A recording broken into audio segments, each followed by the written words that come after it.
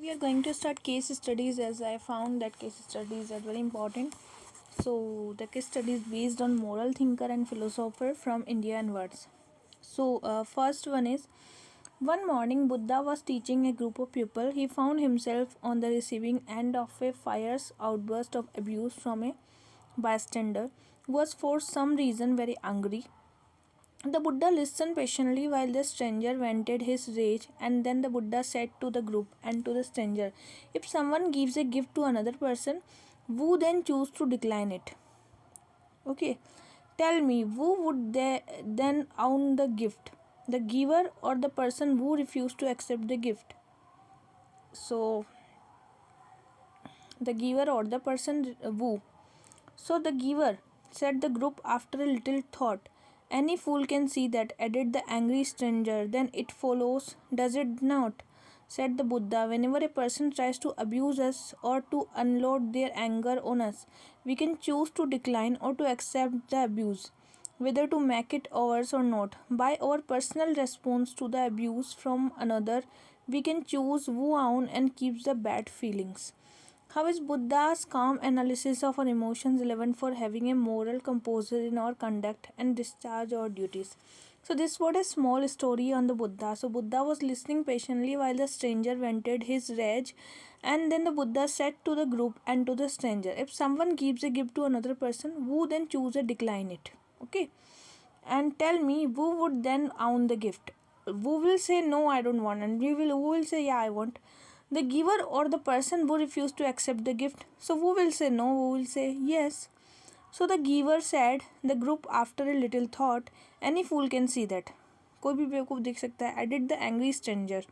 Okay, then it follows, does it not? Said the Buddha. Whenever a person tries to abuse us or to unload their anger on us, we can choose to decline. Like someone is doing wrong with us, then we will decline or to accept the abuse, or either we will decline or we accept the abuse, whether to make it our or not. By our personal response to the abuse from another, we can choose who owns and keeps the bad feelings. Okay. So, in this story, Buddha is saying calmness of mind or equanimity is great quality that Buddha profoundly radiant personality and philosophy exude.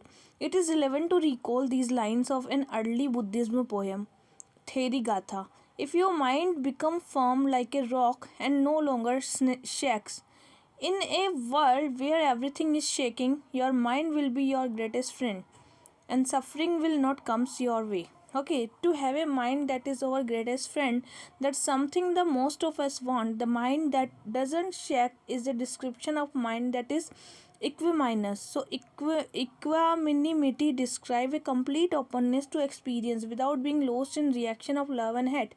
Its powerful quality is its own right, and its fortifies our quality. It supports wisdom, because when a mind doesn't shake, we can say with the truth of things long enough to have a deep insight. Equanimity has a balance of empowered loving kindness with patience, so that we care even in time when the people that we love to do self-destructive thing. Without equanimity, we might demand that happiness occur in a way that we think it should, rather than stay connected and loving with things as they are. Equanimity endo compassion with courage, so that we have the courage to face the pain in life and to face the cruelty in the world. So we are going to be tossed back and forth, pushed and pulled between pleasure and pain. Can we say steadily with the simple fact that feeling shifts? Equanimity is the quality of mind that is balanced and present with any of three kinds of feelings. The mind, when it equanimous, is a free of habit of grasping and lusting, of aversion and pushing away, and of indifference. In an untrained mind, when pleasure arises, the mind grasps after it, tries to make it stay. The moment of lust and greed is stimulated. When an unpleasant feeling arises, aversion, anger, blame, withdrawal, fear, some form of pushing away occur. An untrained mind tends to dull when encountering a feeling neither distinctly pleasant nor unpleasant. There can be a floating, numb, indistinct quality, almost like confusion, that bring uncertainty.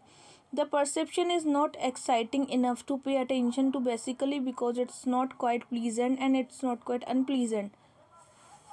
Okay, so greed had